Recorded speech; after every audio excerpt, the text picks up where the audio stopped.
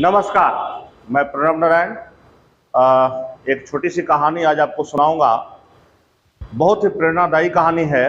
एक बार एक व्यक्ति भगवान बुद्ध के पास गया। बड़ा ही उदास था, बड़ा ही निराश था। भगवान बुद्ध से पूछा कि प्रभु, मानव जीवन का क्या मूल्य है, क्या महत्व है? तो भगवान बुद्ध क्या किए, उसको एक छोटा सा पत्थर दिए। अब बोले, इसको ले जाओ और इसका दाम पता करके आओ, बस बेचना मत। वो आदमी गया, सबसे पहले वो आलू वाला के पास गया। बोला, कितना रुपया दोगे? तो बोला कि हम 5 किलो आलू दे देंगे, आप हमको दे दीजिए। वो बोला कि नहीं, गुरुजी बेचने से मना किए।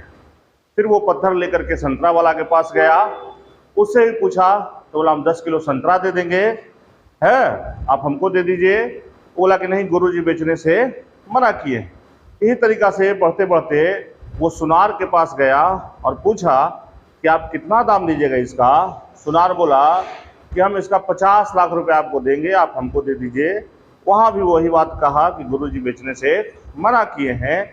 और फाइनली वो व्यक्ति जो है वो जौहरी के पास पहुँच गया। और जौहरी जब उस पत्थर को देखा तो सबसे पहले तो उसको बड़ा अदब के साथ प्रणाम किया और कहा कि आपको मिल कहाँ से गया? इसका कीमत इतना ज़्यादा है कि कोई एक व्यक्ति चुका ही नहीं सकता है। बहुत ही मूल्यवान रत्न है। जौहरी वो लोग होते हैं जो पत्थरों के जानकार होते हैं, है ना।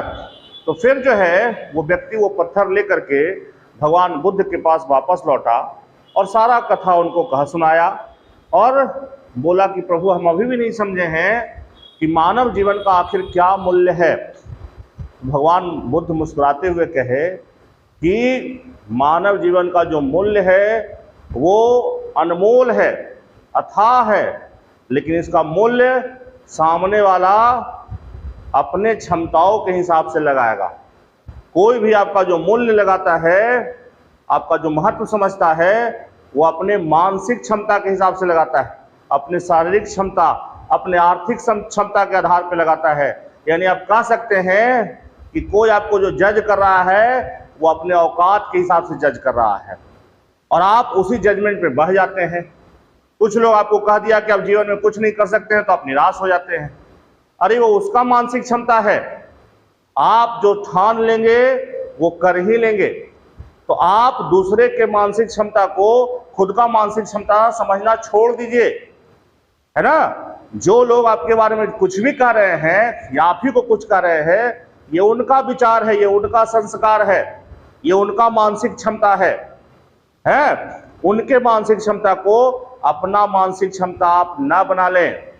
आप अपने अंदर बड़ा विचार उत्पन्न कीजिए, उसको पालिए और लगातार मेहनत करते रहिए। एक न एक दिन आपका विचार जो है वो सच्चाई में ही बदलेगा, है ना। कहानी आपको कैसा लगा कमेंट करके जरूर बताएं। फिर हम लोग मिलते हैं अगले कहानी में। धन्यवाद।